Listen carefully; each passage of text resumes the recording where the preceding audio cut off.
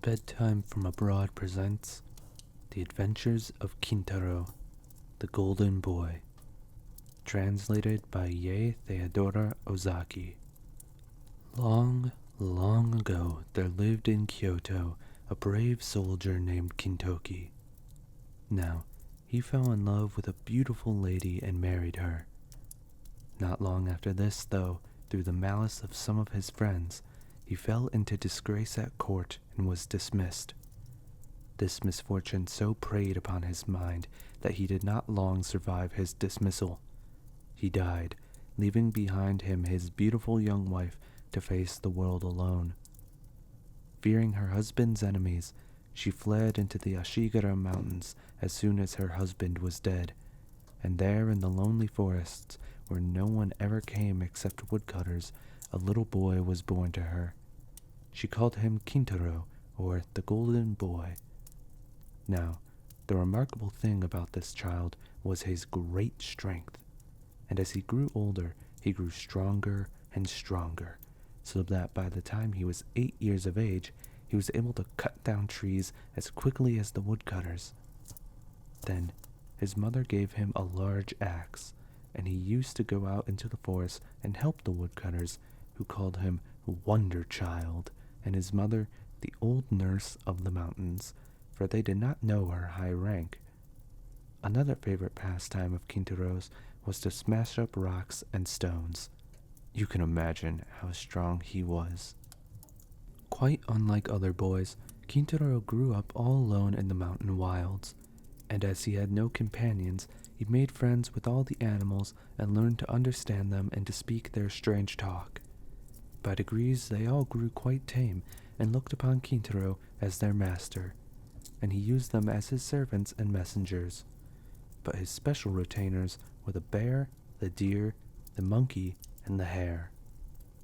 The bear often brought her cubs for Kintaro to romp with, and when she came to take them home, Kintaro would get up on her back and have a ride to her cave. He was very fond of the deer, too, and would often put his arms around the creature's neck to show that its long horns did not frighten him. Great was the fun they all had together. One day, as usual, Kintaro went up into the mountains, followed by the bear, the deer, the monkey, and the hare. After walking for some time uphill and down dale and over rough roads, they suddenly came out upon a wide and grassy plain covered with pretty wild flowers. Here, indeed, was a place where they could all have a good romp together. The deer rubbed his horns against a tree for pleasure, the monkey scratched his back, the hare smoothed his long ears, and the bear gave a grunt of satisfaction. Kintaro said, "Here is a good place for a good game. What do you all say to a wrestling match?" The bear, being the biggest and the oldest, answered for the others. "That will be great fun," said she. "I am the strongest animal, so I will make the platforms for the wrestlers." And she set to work with a will to dig up the earth and to pat it into shape. "All right," said Kintaro.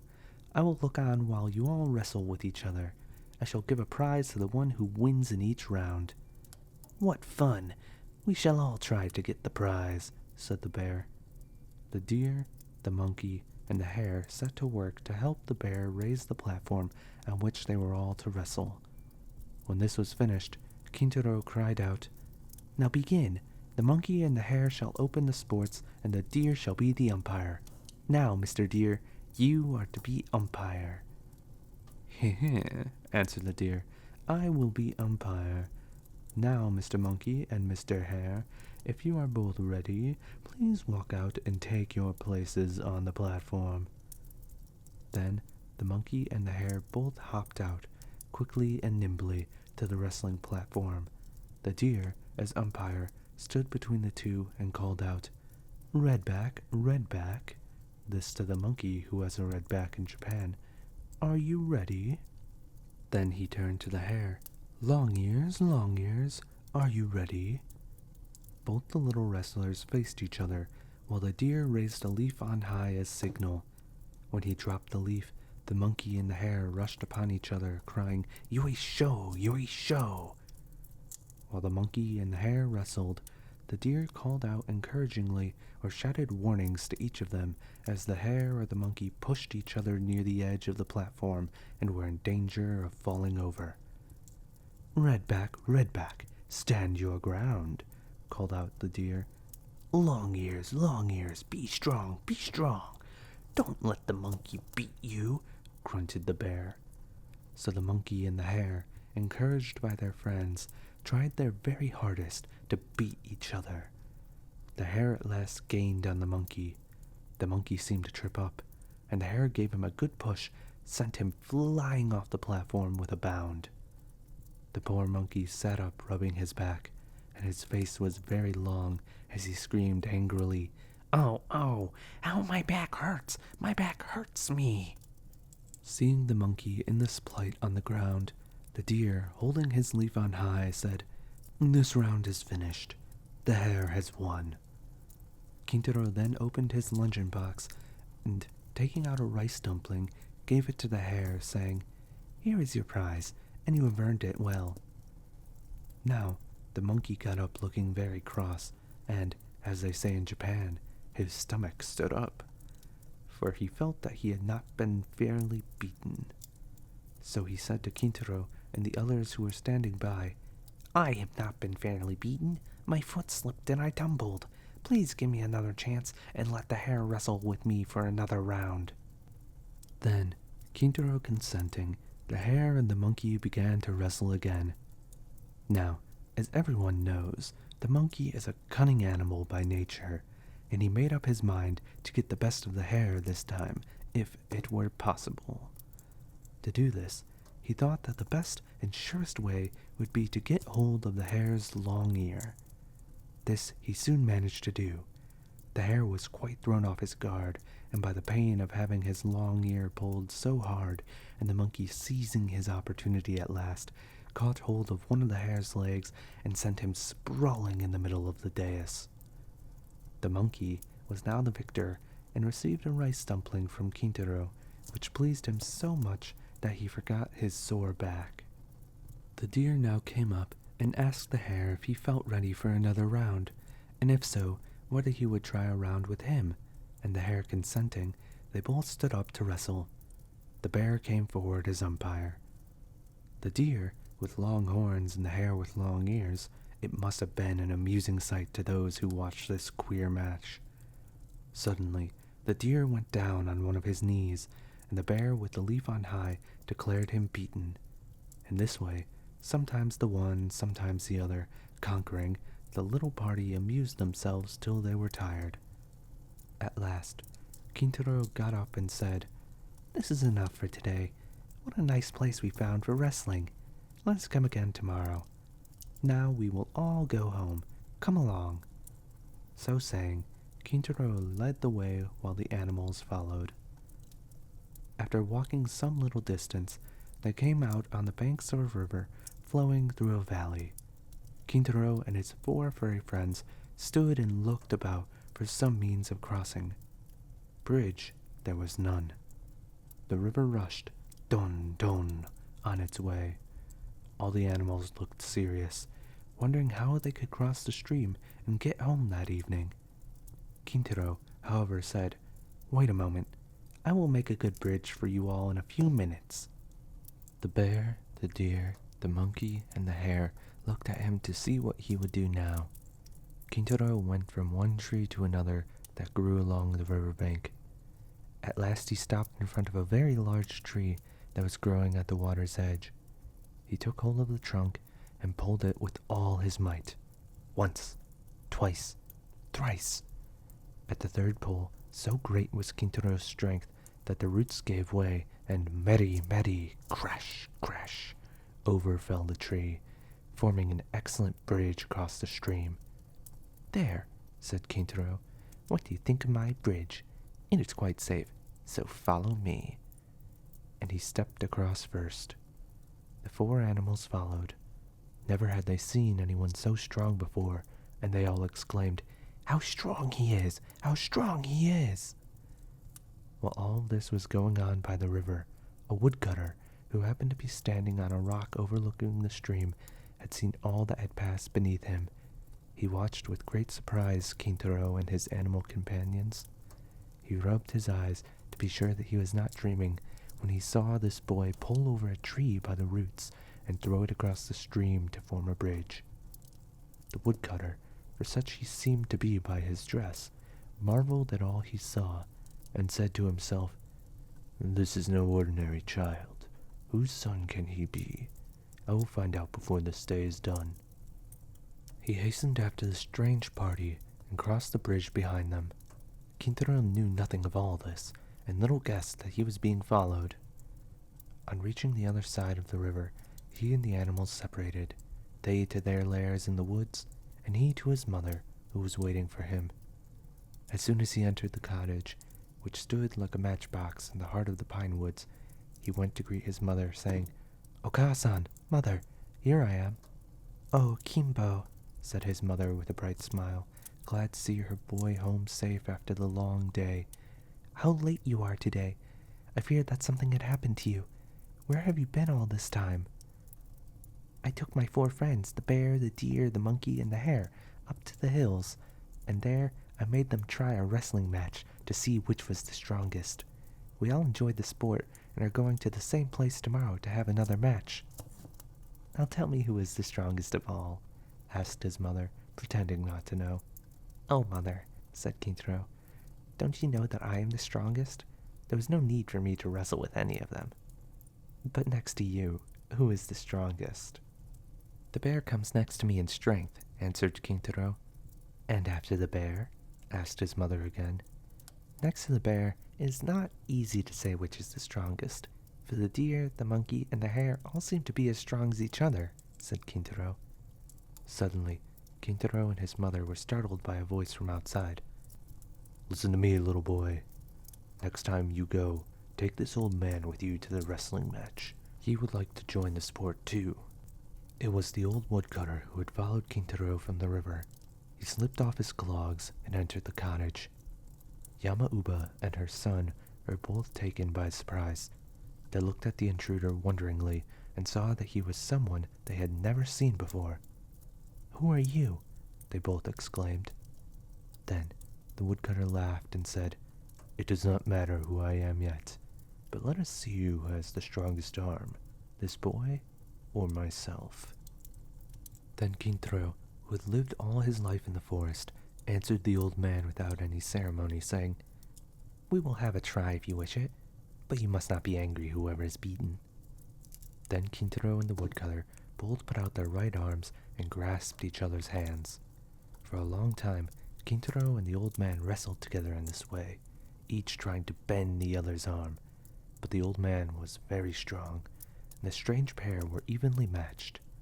At last, the old man desisted, declaring it a drawn game. "You are indeed a very strong child. There are few men who can boast the strength of my right arm," said the woodcutter. "I saw you first on the banks of the river a few hours ago, when you pulled up that large tree to make a bridge across the torrent. Hardly able to believe what I saw, I followed you home. Your strength of arm, which I have just tried, proves what I saw this afternoon. When you are full grown, you will surely be the strongest man in all of Japan. It's a pity that you are hidden away in these wild mountains." Then he turned to Kintaro's mother. "And you, mother, have you no thought of taking your child to the capital and of teaching him to carry a sword as befits a samurai?"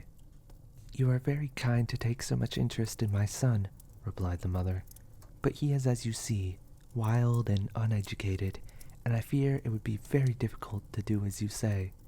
Because of his great strength, as an infant I hid him away in this unknown part of the country, for he hurt everyone that came near him. I have often wished that I could one day see my boy a knight wearing 2 swords, but as we have no influential friend to introduce us at the capital, I fear my hope will never come true." "You need not trouble yourself about that. To tell you the truth, I am no woodcutter. I am one of the great generals of Japan. My name is Sadamitsu, and I am a vassal of the powerful Lord Minamoto no Raiko.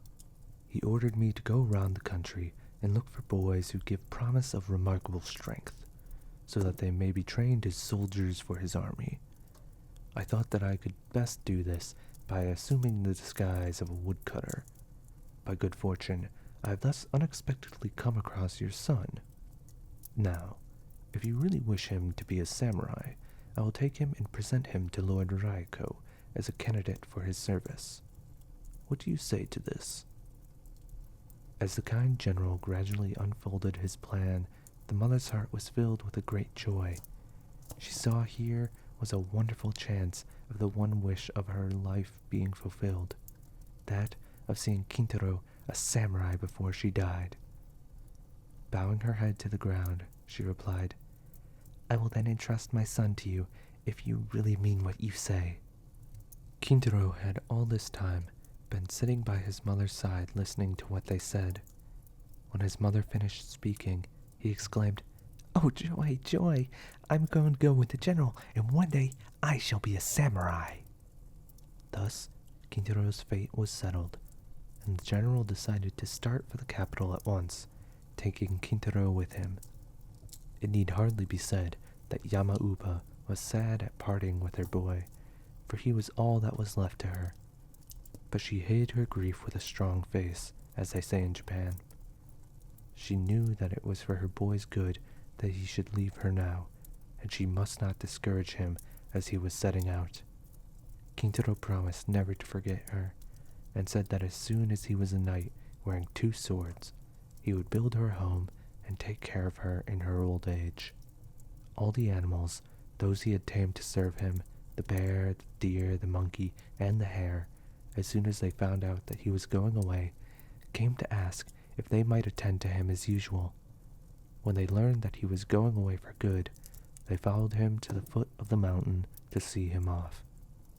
"Kimbo," said his mother, "mind and be a good boy." "Mr. Kintaro," said the faithful animals, "we wish you good health on your travels." Then they all climbed a tree to see the last of him, and from that height they watched him and his shadow gradually grow smaller and smaller till he was lost to sight. The General Sadamitsu went on his way rejoicing at having so unexpectedly found such a prodigy as Kintaro. Having arrived at their destination, the general took Kintaro at once to his lord, Minamoto no Raiko, and told him all about Kintaro and how he had found the child. Lord Raiko was delighted with the story, and having commanded Kintaro to be brought to him, made him one of his vassals at once. Lord Raiko's army was famous for its band called the 4 Braves. These warriors were chosen by himself from amongst the bravest and strongest of all his soldiers, and the small and well-picked band was distinguished throughout the whole of Japan for the dauntless courage of its men. When Kintaro grew up to be a man, his master made him the chief of the 4 Braves. He was by far the strongest of them all. Soon after this event, news was brought to the city that a cannibal monster had taken up his abode not far away, and that people were stricken with fear. Lord Raiko ordered Kintaro to the rescue.